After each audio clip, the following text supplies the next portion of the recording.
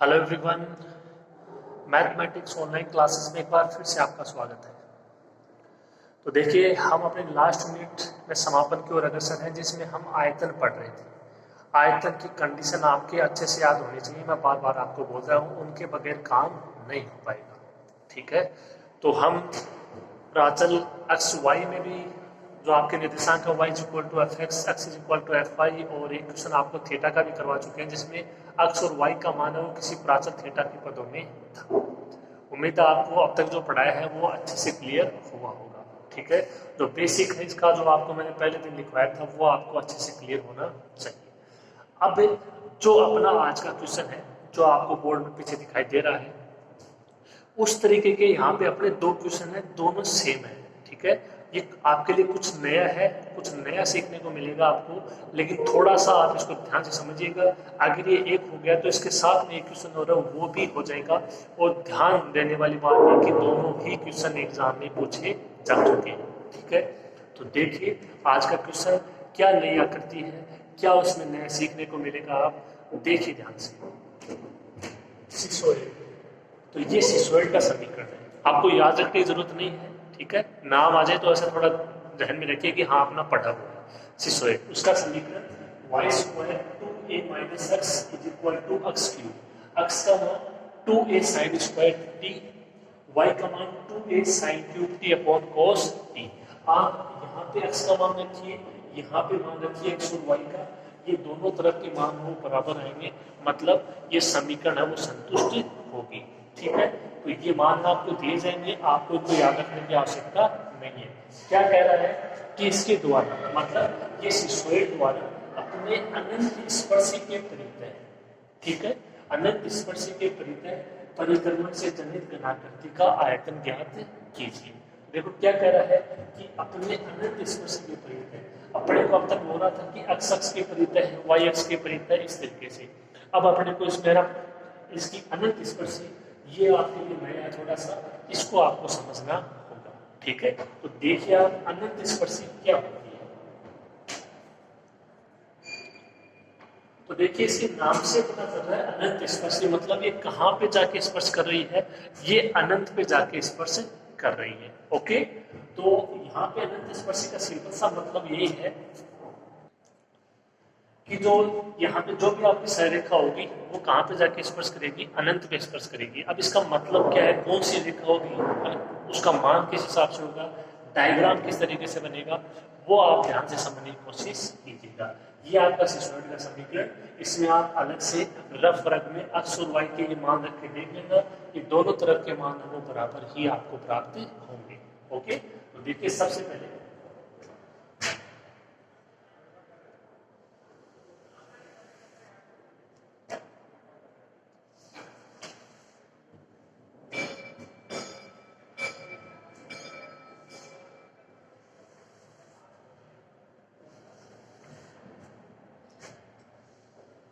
अपने को करना क्या है, देखिए तो अनंत स्पर्शी के लिए क्या करना है, जो आपको उच्चतम घात देखिए किसकी y की, उसका जो गुणांक है उसको आप शून्य के बराबर रखोगे।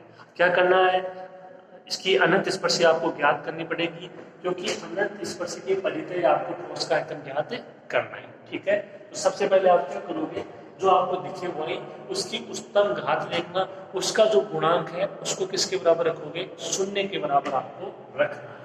देखिए अब थोड़ा सा इसको लेते हैं, उसके बाद इसका डायग्राम बना पाएंगे।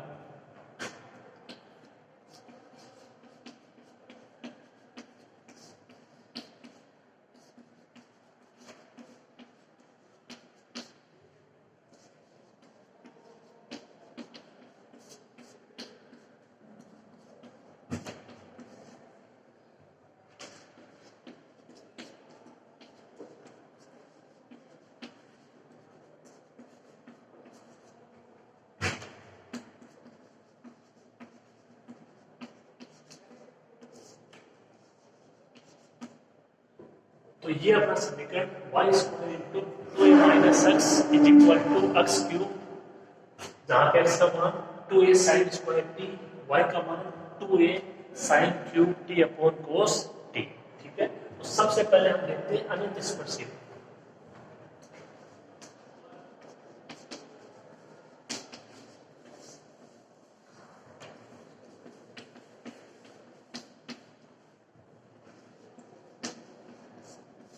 अनंत स्पर्शी के आपको मैंने बताया जो y है उसकी उच्चतम घात यानी y स्क्वायर उसका गुणांक 2a minus X is equal to 0। जो उसका गुणांक है उसको आपको किसके बराबर रखना है, 0 के बराबर रखना है। x बराबर क्या आ गया, 2a आ गया। अब ये x बराबर 2a कहाँ पे लिखा होगी आपको पता होना चाहिए। देखो x बराबर जहाँ पे लिखा होगी ये y के समांतर होगी। ये क्या होगी, y के समांतर होगी। ठीक है, इतना तो देखो आपको पता होना चाहिए कि यहाँ पे ये इसका जो भी मान है x बराबर 2a, जैसे ये a है ये 2a है, तो यहाँ पे जो रेखा बनेगी वो x बराबर 2a। यहाँ पे मान लो यदि ये y is equal to 2a, तो यहाँ पे 2a मान होगा, ये x के समांतर होगी। तो इतना तो पता ही होना चाहिए आपको कि जो ये रेखा है ये कहाँ पे निर्मित होगी। ठीक है, अब देखिए इसको डायग्राम में बनाते हैं।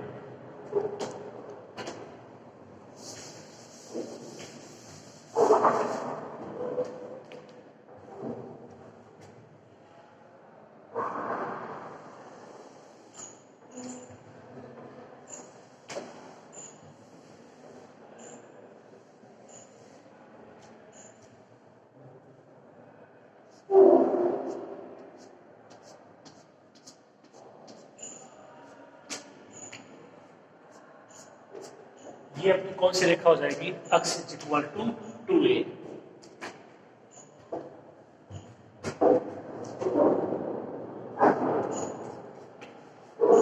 ये कौन सी रेखा हो जाएगी, x is equal to 2a हो जाएगी। ठीक है, जहाँ पे यहाँ से यहाँ तक की दूरी क्या है, 2a। तो ये जो आपका सिसोइड बनेगा ये किस तरीके से बनेगा, देखिए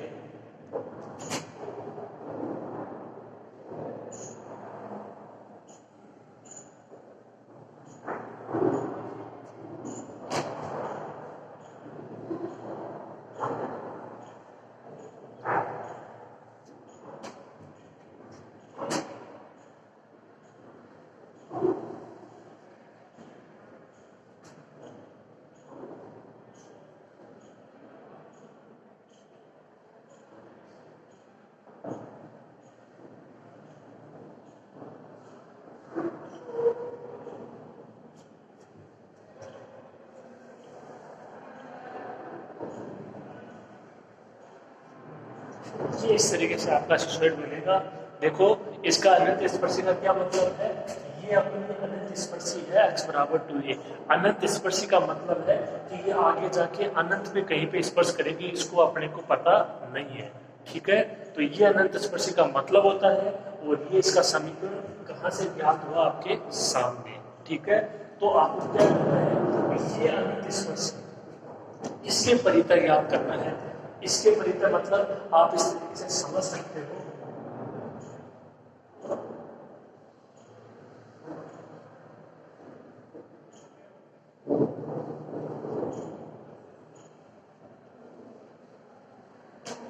ये इस तरीके से आप समझ सकते हो।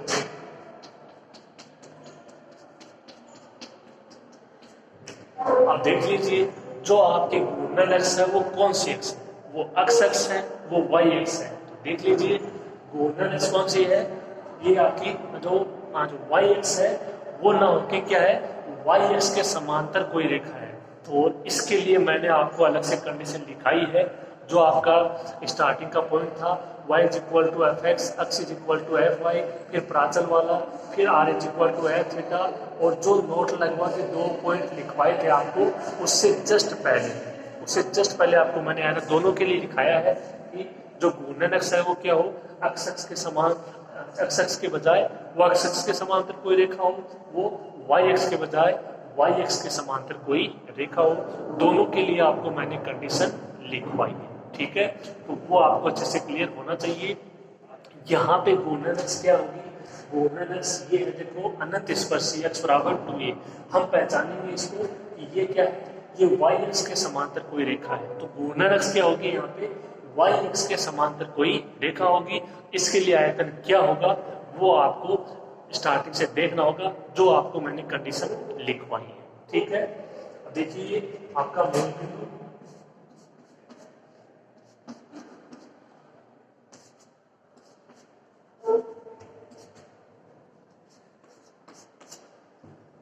ये अपन इसको ए नाम दें।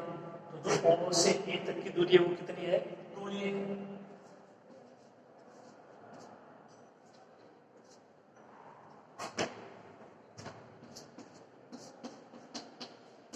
P क्या है? P जो आपका ये सिसोइड है, ये है कोई वक्र, इस पे स्थित कोई बिंदु जिसके निर्देशांक अक्ष y। PM क्या हो जाएगा? जो आपका P बिंदु है कहां पर स्थित है? ये वक्र पर कोई स्थित बिंदु है, इससे आपकी जो अनंत स्पर्शी है उस पर डाला गया लंब है कौन? PM। PM कौन है? कि बिंदु P से, बिंदु P कहाँ है? ये आपका सिसोइड, ऐसे बोल दो वक्र, इस पे स्थित बिंदु जिसके निर्देशांक अक्ष y है, इस बिंदु P से अनंत स्पर्शी पर डाला गया लंब PM है, ठीक है। जहां पे OA दूरी है उसका मान क्या है? 2a। ओके, तो ये आप थोड़ा सा इस तरीके से डायग्राम को बना लीजिए। ये आपकी अनंत स्पर्शी आ गई x बराबर 2a। ये क्या होगी?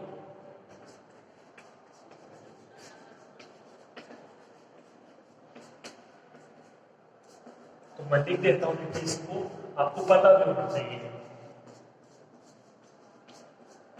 ये क्या है? जो कि y अक्ष के समांतर एक रेखा का समीकरण है, कौन सी? x बराबर 2a। तो मेरे हिसाब से देखो आपको कोई दिक्कत नहीं आएगी। कौन कौन सी नई चीजें सीखने को मिली आपको? एक तो ये भाई नाम आपके पहली बार आया सिसोइड, ठीक है। अब यहाँ पे अपने चेंज किया हुआ कि अब तक घूर्णन अक्ष वो अक्ष हो रही थी या y अक्ष हो रही थी। यहाँ पे घूर्णन अक्ष क्या होगी?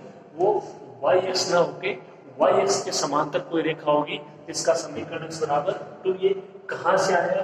ये अनंत स्पर्शी जो आपके लिए नया है उससे आया कि जो y की उच्चतम घात है उसका जो गुणांक है, इसको आपने किसके बराबर रखोगे? 0 के बराबर। ये तरीका समझ लीजिए आप अनंत स्पर्शी ज्ञात करने का, x बराबर 2a। यही इसकी अनंत स्पर्शी है, यही y अक्ष के समांतर एक रेखा है जो कि क्या होगी?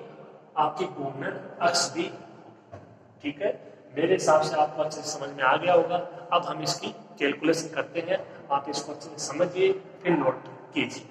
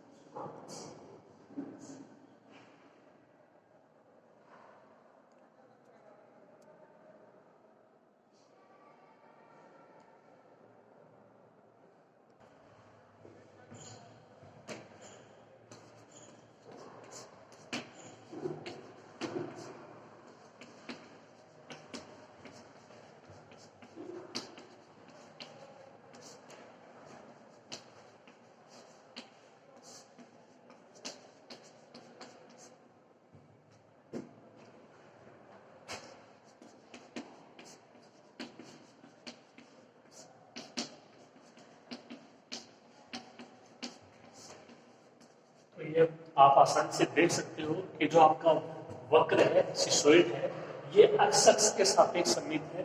ये आपकी एक्स जितना ऊपर है उतना ही नीचे है, तो एक्स के सापेक्ष से क्या हो जाएगा? सममित हो जाएगा, ठीक है। अब जो आपने डाला है लंब, इसके बारे में लिख देते हैं।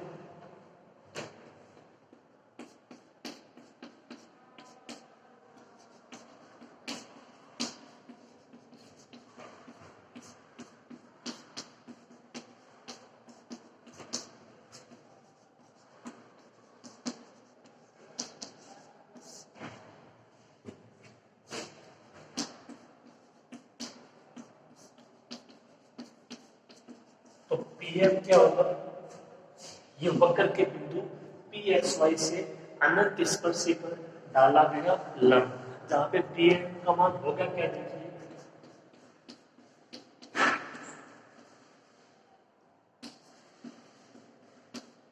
PM का मान हो जाएगा 2a माइनस x। हुआ कैसे? जहां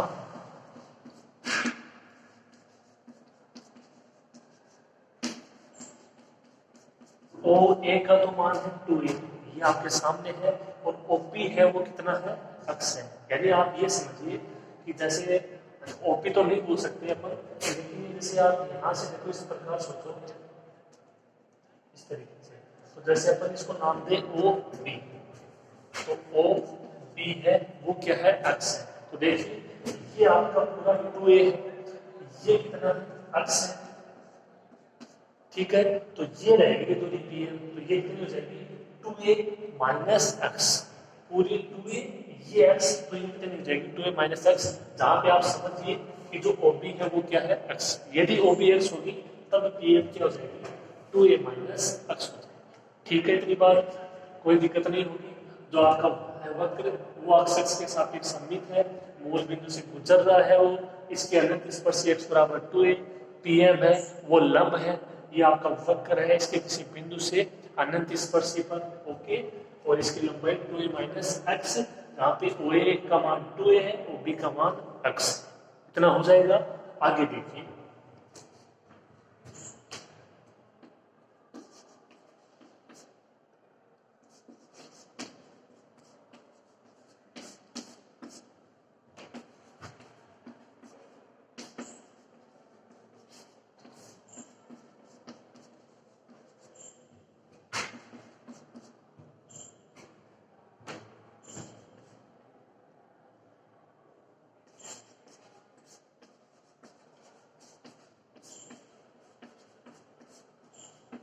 तो यहाँ पे जो आपका परिक्रमण करेगा वो कहाँ पे करेगा, ये कह रहा है कि अनंत स्पर्शी के सापेक्ष जो परिक्रमण ठोस का आपको याद करना है, और अनंत स्पर्शी क्या आ गई अपनी x इक्वल टू 2a। और अनंत स्पर्शी को अब हम अपनी लैंग्वेज में लिखेंगे, सिंपल लैंग्वेज में, कि ये क्या है, y x के समांतर कोई रेखा है, और उसके लिए अभिष्ट आयतन क्या होगा वो आप देख लीजिए पीछे, मैं आपको लिखवा चुका हूँ। तो जो आपका वक्र है सिसोइड, ये अनंत स्पर्शी x बराबर 2a के परित है, घूर्णन करता है, क्या है इसके सापेक्ष घूर्णन करता है, अर्थात यहां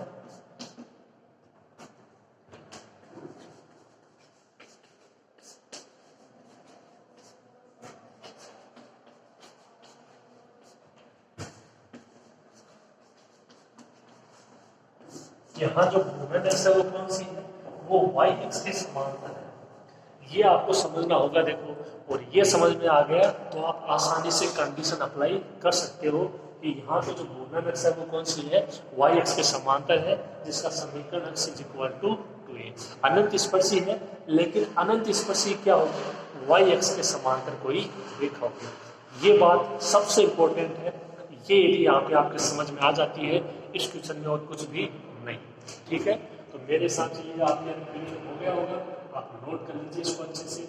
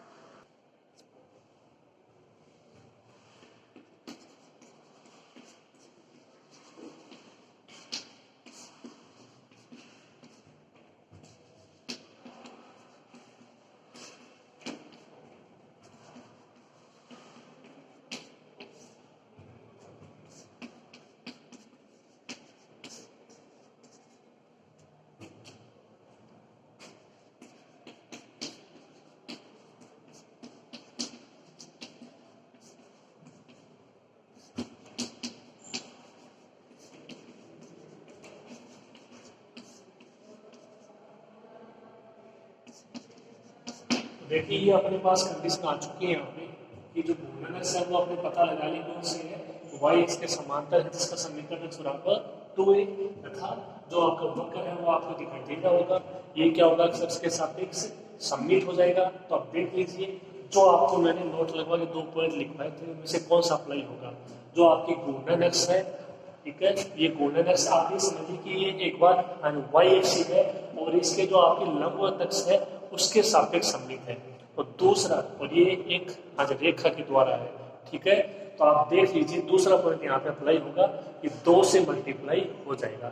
अब विशिष्ट आयतन क्या होगा इसमें, जो नोट लगवा के मैंने दूसरा पॉइंट लिखवाया था वो होगा सेम टू सेम वही है, गुणन अक्ष इसके सापेक्ष, यानी सॉरी वो इसके कोई लंबवत रेखा कौन सी अक्ष, ठीक है। तो इसके सापेक्ष यदि सममित है तो इसका जो आयतन है वो 2 से मल्टीप्लाई होता है। वो मैंने आपको नोट लगवा के दूसरा पॉइंट लिखवाया था रेखा, ठीक है। एवं तो अब आपको इतना पता लग गया होगा कि इसका विशिष्ट आयतन क्या होगा, ये 2 हो जाएगा समाकलन, ठीक है। अब जो लिमिट आएगी वो आएगी y की। तो आप एक बार थोड़ा सा सोचिए कि यहाँ पर जो लिमिट होगी y की क्या होगी। तो अनंत स्पर्शी, देखो ये अनंत स्पर्शी की आप सोचो तो ये देखो ये यहाँ पे y बराबर 0, फिर आप देख लीजिए 1 2 3, अभी अनंत स्पर्शी मतलब ये अनंत की ओर जा रहा है। कहाँ से शुरू होकर, ये 0 से शुरू होकर अनंत की ओर जा रहा है। यदि बात करें किसकी, y की लिमिट की, और ये वहां से आपको पता लग जाएगा जो मैंने स्टार्टिंग में आपको लिखवाया है कि जो लिमिट है वो y की लेनी है, ये अक्ष की लेनी है, अंतर रेखा आपकी y अक्ष के समांतर है। तो यहाँ पे लिमिट ली जाएगी y की, आप उसको ध्यान से पढ़िएगा अच्छे से, और वो क्या होगी y बराबर 0 से y बराबर इन्फिनिटी है, ठीक है। तब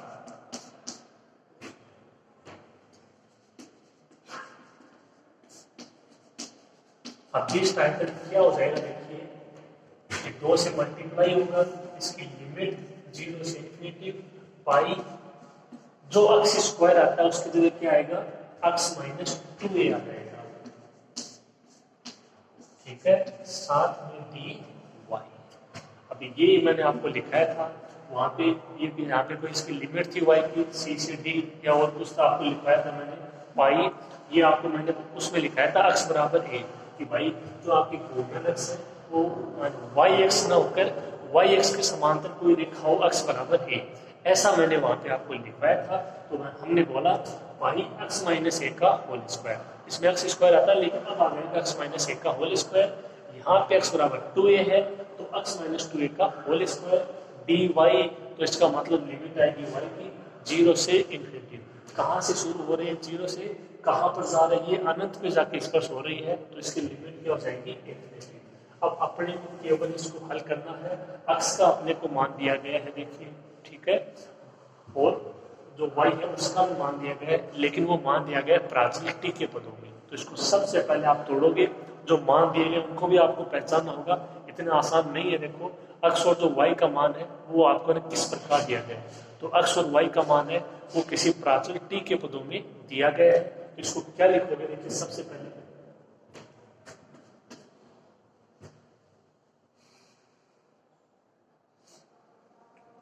देखो यहाँ से इसको लिखोगे dy बाई dt, साथ में dt।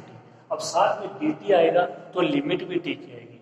तो जो अपने मान है अपन एक बार को लिखते हैं, जो अपने अक्ष और y के मान है, ठीक है।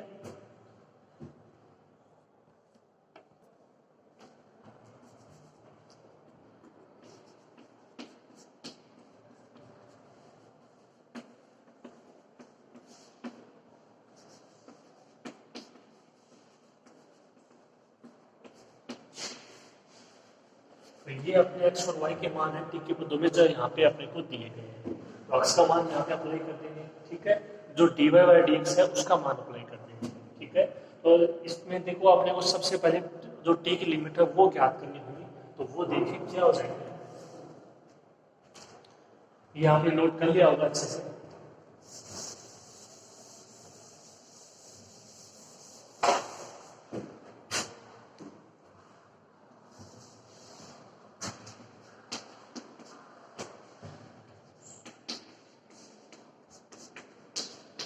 देखिए जब पहली लिमिट रखेंगे y की क्या हो, y इज इक्वल टू 0 हो, तो यहाँ से क्या हो जाएगा 2a sin qt is equal to 0, ये cos t भी 0 में चला जाएगा आपका।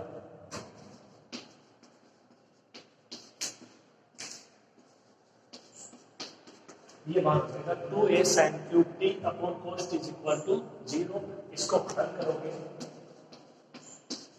ये ओवरऑल बचेगा sine cube T is equal to 0, ये 0 में चला जाएगा, ये 2a भी 0 में चला जाएगा,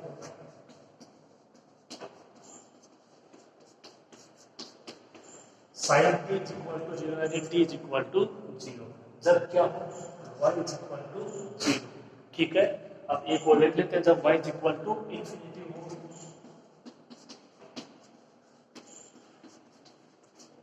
तो देखो इंफिनिटी को आप क्या लिख सकते हो 1/0, तो वो लिखोगे, देखो इसको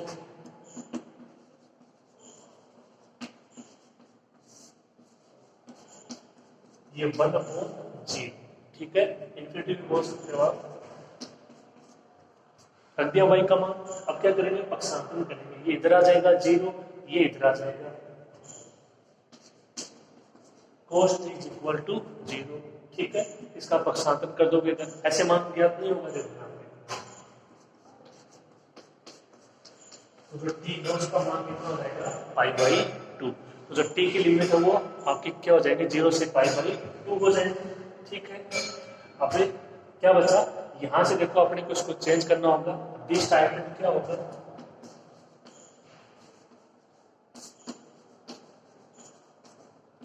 अब दिस टाइप का नाम लिखोगे 2 और ये पाई भी बाहर आ जाएगा, 0 से अब की बात होती है π/2।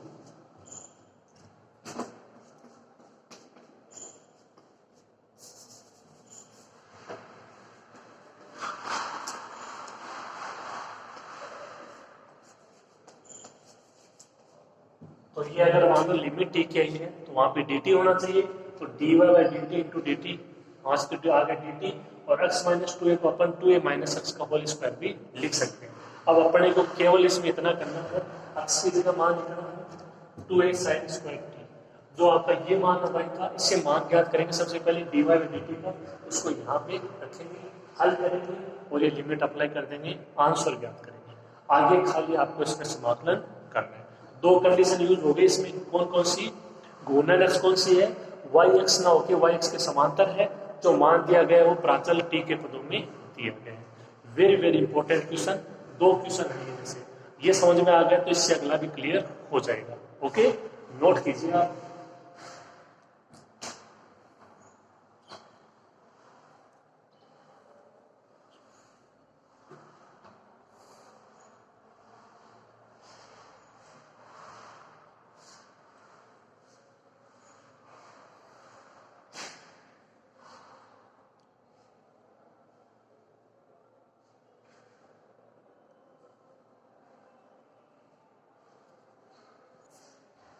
तो देखिए सबसे पहले हम अलग से dy/dt का मान ज्ञात करते हैं इसकी सहायता से।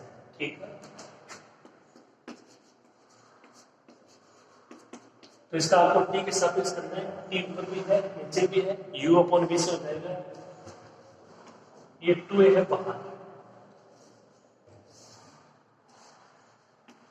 b² cos square t, cos t ऐसे ऐसे, जो साइन क्यूब t है इसका 3 साइन स्क्वायर t, और फिर साइन t का cos t, फिर क्या आता है माइनस साइन क्यूब t ऐसे कैसे,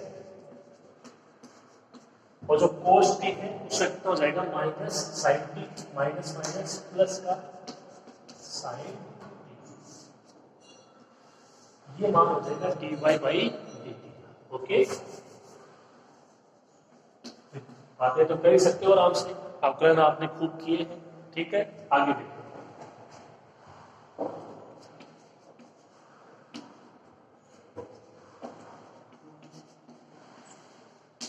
ये हो जाएगा 3 साइन स्क्वायर टी, ये कोस स्क्वायर टी, और ये हो जाएगा साइन की पावर 4t अपॉन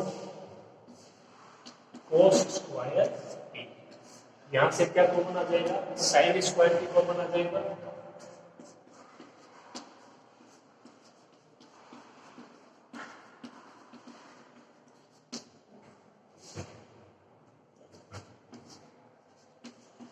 ये क्या बचेगा 3 कोस स्क्वायर टी, और आगे से sine square T upon cos square T, हो जाएगा इतना, कोई दिक्कत नहीं है। आगे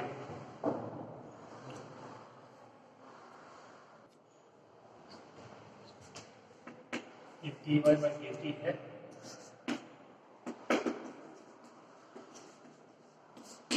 अब इसका आयतन कितना हो जाएगा, 2 पाई बाहर था, समाकलन 0 से पाई बाई 2, ठीक है। ये था 2a माइनस एक्स, एक्स की जगह 2a साइन स्क्वायर टी का होल स्क्वायर, ठीक है, हो गया। जो dy बाई dt उसका मान अप्लाई कर दो, 2a साइन स्क्वायर टी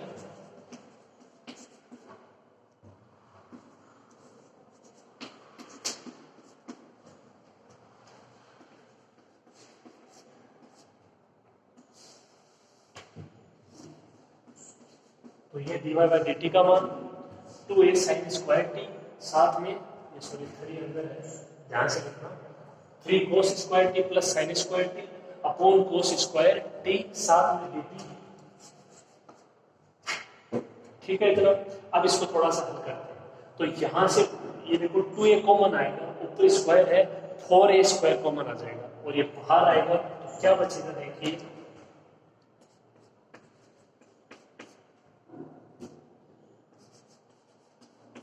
तो ये 4a स्क्वायर बाहर आ जाएगा, यहां से 2a बाहर आ जाएगा, तो ये तो सारे कांस्टेंट पद अपने, समाकलन की लिमिट 0 से पाई 1 minus sine square T cos square T, cos square T का होल स्क्वायर कोस की पावर 4t, ठीक है इतना, साथ में साइन स्क्वायर टी अपॉन में कोस स्क्वायर टी, साथ में 3 कोस स्क्वायर टी। जो साइन स्क्वायर टी इसको क्या लिख सकते हो, इसको आप लिख सकते हो 1 माइनस कोस स्क्वायर टी और साथ में कोई समस्या नहीं है, ठीक है। कैलकुलेशन थोड़ी सी बड़ी है लेकिन अपने को करनी पड़ेगी, देखो और कोई ऑप्शन नहीं है, ओके। आगे देखिए आप,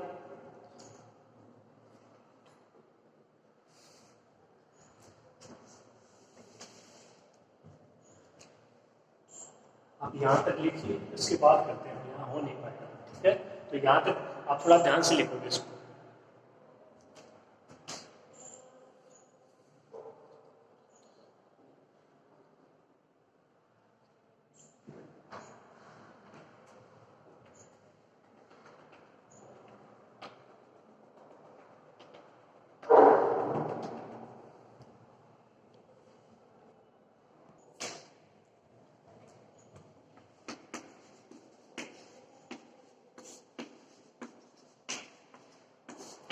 तो अपना आयतन कितना हो जाएगा देखिए, 4 8 16 पाई a क्यूब, ये तो कांस्टेंट मान हो गया 16 पाई a क्यूब, समाकलन 0 से पाई बाई 2। अब देखो ये कोस की power 4t cos square T, तो ये यहाँ से कैंसिल होगी, 2 पावर बच जाएगी इसकी, तो क्या बचेगा cos square T sine square T, ये बचेगा 1, 3 cos square T minus cos square T 2 cos square T,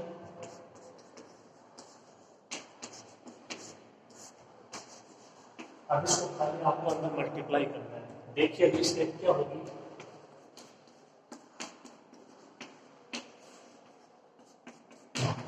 इसको 1 से मल्टीप्लाई करोगे यही आ जाएगा,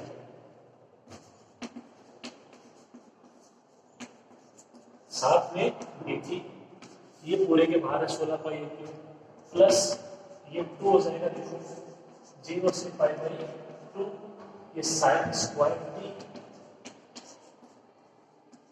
कोस की पावर कितनी हो जाएगी 4 हो जाएगी,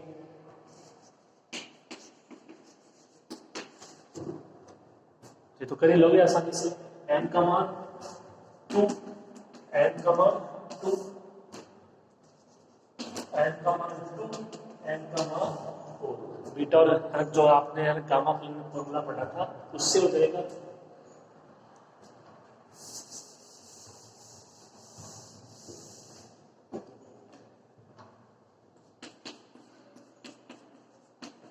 ये हो जाएगा गामा 2 प्लस 1/2, ये भी gamma 2 plus 1/2 upon 2 gamma 2 plus 2 plus 2/2, ठीक है, प्लस आगे क्या हो जाएगा 2, ये तो सेम रहेगा गामा 2 प्लस 1/2, अब की बार आ जाएगा gamma 4 plus 1/2, 2 gamma 2 plus 4 plus 2/2। अब अपने को केवल इसको हल करना है। आगे देखिए 16 पाई ए क्यूब, ये कितना हो जाएगा, ये हो जाएगा गामा 3/2, ये भी गामा 3/2 अपॉन 2 गामा 2 4 6/2, ये गामा 3 2, ये गामा 3/2, ये गामा 5/2 अपॉन 2, ये देखिए 4 6 8/2, ये 2 गामा 4। और इसको आप देखो आसानी से हल कर सकते हो। इस तरीके से आपने बहुत सारे क्वेश्चन किए। ओके, ये आपने पीछे भी किया है और आप इसको आसानी से कर सकते हो। नोट कीजिए थोड़ा सा और।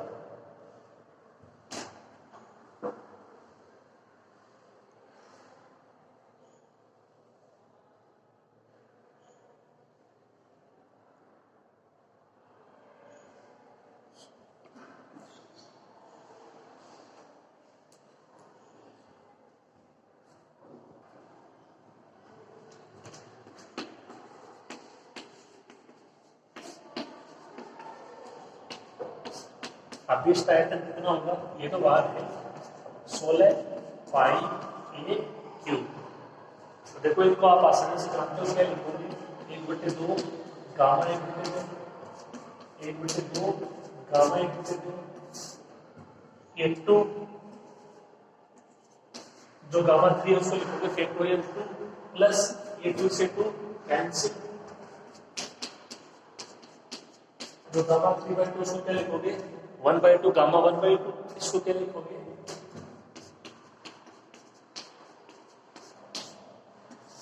3/2 1/2 गामा 1/2, और ये फैक्टोरियल 3।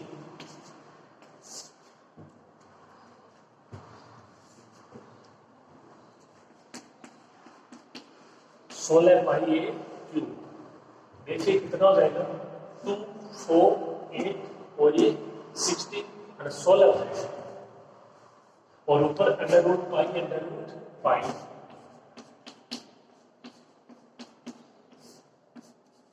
तो कितना बचेगा, ये 16 बच जाएगा।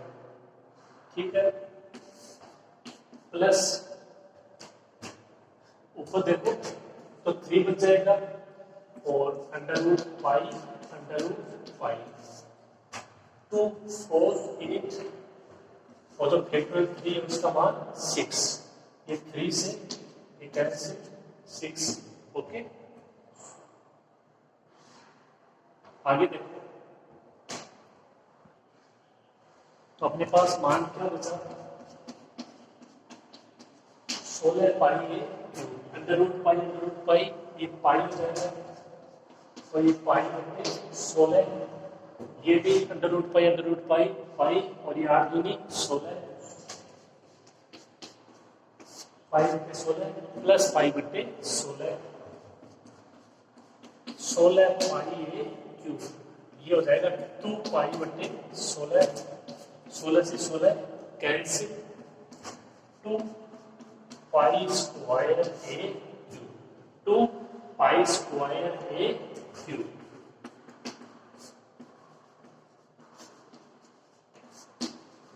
अब इस आयतन क्या हो जाएगा 2 पाई स्क्वायर ए,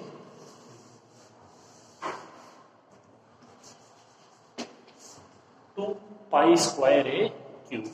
ये क्वेश्चन था एग्जाम के लिए, वेरी वेरी इंपॉर्टेंट क्वेश्चन है ये। ठीक है, देख लीजिए इसमें कितनी सारी कंडीशन अप्लाई होगी। इसमें प्राचल वाली कंडीशन भी अप्लाई होगी है, इसमें वाई एक्स के समांतर वाली कंडीशन भी अप्लाई होगी है, इसमें आपका जो बीटा फलन गामा फलन भी काम में आ रहा है।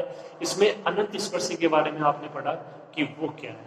इसमें आपने देखा कि ना सिसोइड क्या होती है, अनंत स्पर्शी देखा कि किस प्रकार से वो बनती है, उसकी लिमिट क्या होगी। तो ये इतनी सारी चीजें इस क्वेश्चन में थी। मैं उम्मीद करता हूं कि आपको बहुत अच्छे से समझ में आई होगी। आपको कम से कम इसको 2-3 बार अच्छे से पढ़ना होगा, तब जाके ये क्लियर हो पाएगा। ओके, आज की क्लास में इतना ही, मिलते हैं नेक्स्ट क्लास में। धन्यवाद।